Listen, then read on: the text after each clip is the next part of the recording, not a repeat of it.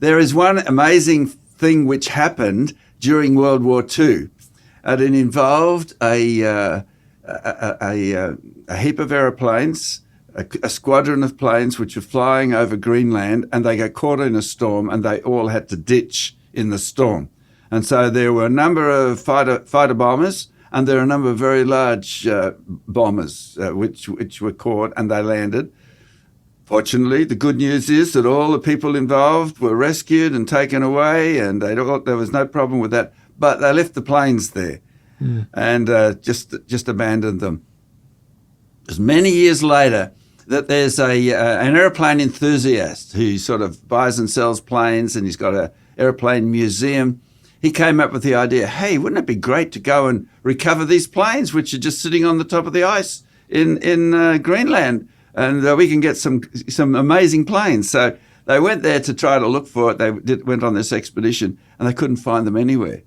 And so it was an 11-year sort of period where he was searching for these things, and eventually they used sonar to detect down below. The amazing thing is that when these guys, they actually found these planes, they found this squadron under the ice. They discovered it was 75 meters under the ice, and it had moved sideways something like about 1.6 kilometers. Wow. So 1.6 kilometers doesn't sound a lot, excepting if you're using sonar and that to detect things, you're moving around a long way to try to find these things.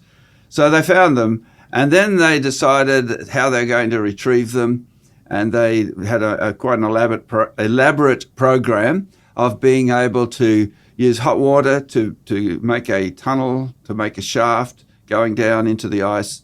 And one of the planes, one of the bombers, the fighter bombers had lost its wings, and they were able to recover that. They were able to recover the fighter and bring it to the surface. And then amazingly, they restored it, put it back together, and mostly with original parts. They had to make a few extra parts to be able to get it together.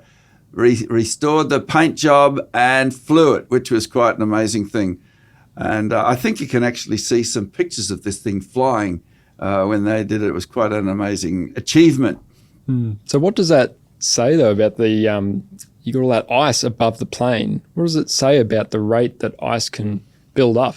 Well, it's a huge build-up compared to what they imagined it was going to be.